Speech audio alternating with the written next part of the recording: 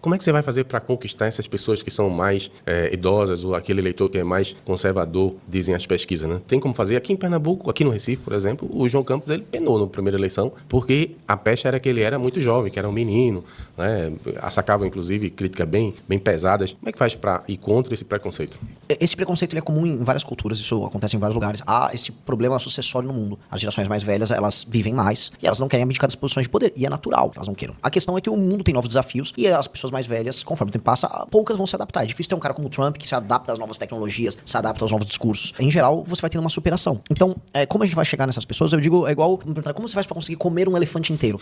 Pedaço por pedaço, né? Pedacinho por pedacinho. Qual é o pedaço por pedaço? Eu tenho que agora me apresentar pra 10% do eleitorado. Eu tenho que derrotar os governadores. Quem são os governadores? É o Zema, o Caiado e o Ratinho. Eu tenho que ultrapassar esses caras nas pesquisas. Ultrapassei eles nas pesquisas e demonstrando que eu fiz isso sem ser nem Lula, nem Bolsonaro, mas sendo alguém do campo da direita. Força, né?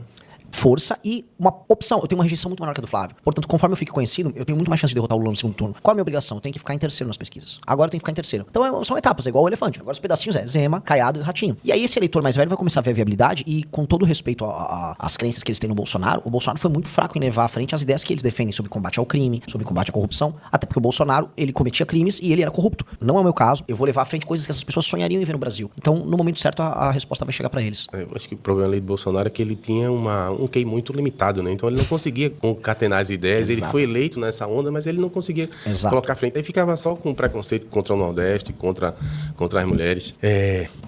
Missão do... Você falou no Trump, deixa eu lhe aperrear. Qual é a sua posição sobre essa confusão aí na Venezuela? Não, de maneira clara, eu fico muito feliz com a queda do regime. O regime do Maduro é um regime opressivo, que praticava tortura e manteve pessoas vivendo mal e pobres por décadas. Se fosse um regime bom, as pessoas não estariam indo embora como foram. 70% de rejeição lá, o Maduro. Sim, é bizarro. Isso, literalmente caiu de Maduro.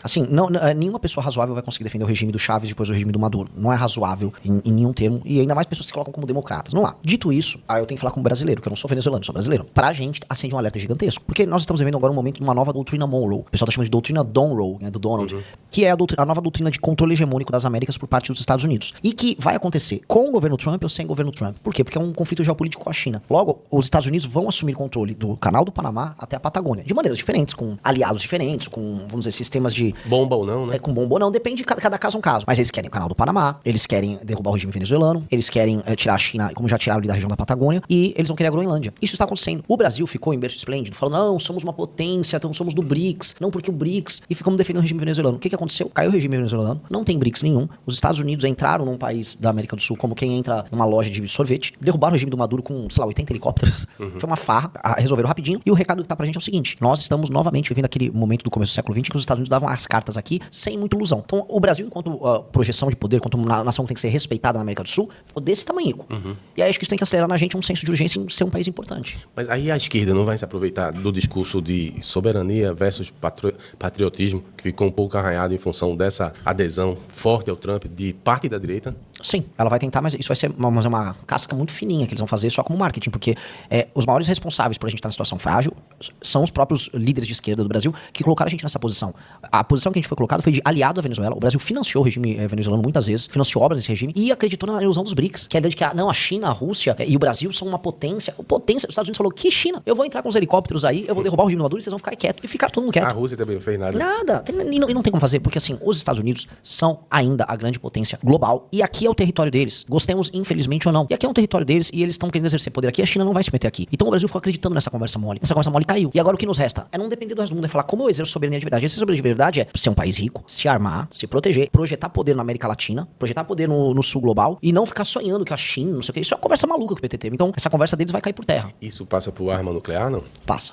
Não digo no curtíssimo prazo, porque nem tem como fazer isso no curtíssimo prazo. Mas no médio prazo tem como fazer. Até porque essa provocação faz pra todo mundo. Nós temos um grupo de nações que tem mais de 120 milhões de habitantes, que tem um PIB de mais de 2 trilhões de dólares e que tenha mais de 2,5 milhões de quilômetros quadrados de território. Desse grupo de nações que tem essas três coisas, nós temos a União Europeia, os Estados Unidos, a Índia, a Rússia, a China e o Brasil. Qual desses não tem bomba atômica? É só o Brasil. E por que eu tô falando isso? Porque, a partir do momento que você tem grandes recursos naturais, como é o caso do Brasil, grande território, uma população difusa e fraca, você tem grandes recompensas pra quem quiser explorar você e nenhum risco. Hoje, se os Estados Unidos ou a China quiserem falar assim, vamos fazer o seguinte, não fica o Nordeste pra China e o Sul-Sudeste pros Estados Unidos com uma zona de influência de cada um, divide isso aí. A gente tem condição de se defender? A gente não tem condição de se defender em nada. O Lula começou a brigar com o Trump, quero as terras raras. A gente já parou pra pensar se vale a pena fazer um acordo com os Estados Unidos agora sobre terras raras? No sentido de que os Estados Unidos dependem muito disso pra essa revolução que vai haver por conta da inteligência artificial. Isso, e a gente às vezes só pode estar sendo fraco nessa relação. Que a China tem, que os Estados Unidos não tem, né? Exato. E o Brasil é o segundo maior, vamos dizer, portador dessas reservas. Então, detentor. E nós não temos, vamos colocar aqui, meios de defesa. Eu não tô falando só meios de defesa militar, sequer temos meios de defesa institucional. Então, se o Brasil quiser ser grande, o Brasil precisa discutir ter armas nucleares, sim. Agora, como fazer agora? E ainda mais como fazer agora depois que os Estados Unidos invadiu a Venezuela. Os Estados Unidos tá do nosso lado. Tá no nosso cangote, tá do lado de Roraima ali. Eles vão transformar, muito provavelmente, a Venezuela num regime ligado a eles, que é o que, em geral, os regimes que fazem esse tipo de invasão fazem. Então, e aí? O que você tá me dizendo é que o direito internacional já era. Na verdade, o direito internacional, em grande medida, é uma ficção. E era uma ficção baseado na diplomacia. Na diplomacia, que depende no fim do dia da força. Porque a gente já tinha que entender que o direito internacional, né, a ONU e os conselhos, se baseavam no fim do dia na existência de um conselho de segurança.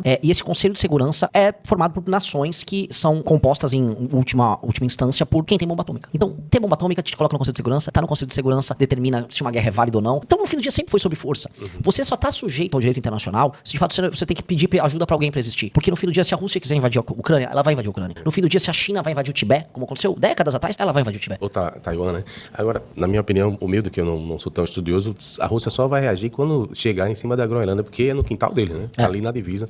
Mas vamos falar do Brasil, que nos interessa. Você falando aí de bomba atômica, eu lembrei do estudo do Felipe Nunes, diz que o brasileiro é punitivista, mas não é armamentista. Daí, bom ponto. Não é? O que é que vocês sugerem para diminuir a violência, melhorar a questão da segurança pública, que é uma das coisas que mais preocupa o brasileiro, de acordo com todas as pesquisas, não apenas as pesquisas da Quest? De maneira muito clara, nós temos uma lei penal muito frágil, que é dos anos 40, adequados para uma realidade em que o Brasil sequer é um país perigoso. A gente tinha nos anos 40 cangaço, ali no norte de Minas, na Bahia, tinha aqui nos sertões do Nordeste, mas a violência era de outra natureza. As cidades, mesmo as cidades pequenas, fora desses redutos, elas eram muito seguras, e mesmo as metrópoles, tirando alguma coisa que já acontecia no Rio de Janeiro, eram muito seguras. Então, o Brasil mudou muito dos anos 60 em diante, quando a gente teve o êxodo rural. O nosso Código Penal dos anos 40, ele era adequado, penas muito baixas. Depois você teve a Constituição de 88, que proíbe uma série de penas mais duras, normalmente pena de morte e prisão perpétua. E aí você vem com uma mentalidade, a mentalidade do legislador, depois da Constituição de 88, foi em ser mais leniente e garantista, porque muitos crimes foram cometidos durante a ditadura militar, e a ideia era impedir o Estado de, vamos dizer, punir um dissidente político de maneira violenta. O que tem até seu mérito, só que isso foi levado para outro campo. E esse campo que foi levado ajudou muito a fomentar não só a impunidade, mas a criação de facções criminosas e o crime organizado como um todo. Pois bem, a gente tem que alterar essas leis, a gente tem que sair do trauma de 88. Ó, galera, passou, aconteceu, vamos sair desse trauma, nós temos que ter leis muito duras contra esses crimes violentos. Nós temos que ter uma lei de execuções penais também, vamos dizer, despida dessas maluquices. Por exemplo, saidinhas. A saidinha é uma loucura. A saidinha tem no Natal, um monte de faccionado do Comando Vermelho saiu agora no Rio, voltou quase ninguém. Olha, pra você ter ideia, a governadora estava falando aqui no Recife, curado por conta da questão da má qualidade do aprisionamento, cerca de 6 mil. Estava numa entrevista com ela na CBN, onde eu sou colunista também de política, e ela deu esse número, que a violência ou a insegurança piorou muito aqui na região metropolitana, porque 6 mil dos presos foram liberados. Se não me engano, o número é mas esse. É isso. Mas não foi saidinha, não, é de forma permanente. E tem, lógico, porque também tem os juízes que saem dando decisões completamente fora de si, e também tem um elemento que é bem claro, os reincidentes voltam. Existe um ponto que é, a maior parte das pessoas que cometem crimes, elas cometem os mesmos crimes várias vezes. Então, é um número pequeno de criminosos que cometem a maior parte dos crimes. E a gente incentiva isso porque a gente não pune como deveria o reincidente. Então, a gente já tem projetos protocolados aumentando penas pra quem é reincidente. Um cara que cometeu 2 vezes um crime violento, esse cara tem que ficar pelo menos 30, 40 anos na cadeia. Não tem que ter mais leniência. Mas eu vou recuperar. Não vai recuperar, já foi dado uma chance de recuperação. Não recuperou, é cana por muito tempo. E todos esses institutos, como progressão penal, a própria saidinha, eliminados da existência. Isso é uma loucura brasileira que tem que simplesmente acabar. E, né, isso, só de alterar essas leis e diminuir esses incentivos que existem ao cometimento de crime, porque é isso, é um incentivo ao cometimento de crime via impunidade. Paralelamente, a gente tem essas anomalias que são esses cartéis, essas facções, que estão gigantescos. E a gente tem que aplicar um direito diferente. A gente chama isso de direito penal do inimigo, a teoria de um jurista alemão, que já está sendo aplicada em muitas outras legislações mundo afora, mas que no Brasil começou a ser discutida agora no Congresso. O Congresso está falando em equiparar as facções a grupos terroristas. Essa equiparação de facção grupo terrorista é literalmente a aplicação daquilo que chama de direito penal do inimigo, que é uma legislação especial para quem é faccionado. Ou seja, o direito de defesa do faccionado, ele tem que ser mínimo. Por quê? Porque se ele decidiu negar a jurisdição brasileira para fazer parte de uma quadrilha que não tinha instância dela. Lógico, ele é um inimigo. Ele é como se fosse um invasor. Um cara que decide ser parte do Comando Vermelho e toma um território no Ceará, como tá acontecendo, ele é um invasor. Ele não tem que, não, mas eu vou chamar meu advogado. Não, você vai em cana agora e cala tua boca, senão você morre. O papo tem que ser muito reto com o cara. E a gente tem que aplicar isso e eliminar as facções. E a eliminação física das facções, ou prisão perpétua, ou prisão por muito tempo, ou troca de tiro e morte deles, para que eles deixem de existir. Então, pra gente resolver isso a contento, é uma legislação especial para quem é faccionado e leis muito duras para evitar o cometimento de crimes recorrentes. Gostou do vídeo? Considere se inscrever no canal e também siga @MBLiveTV, @MBL e @Cortes do MBL. Vamos juntos mudar o Brasil.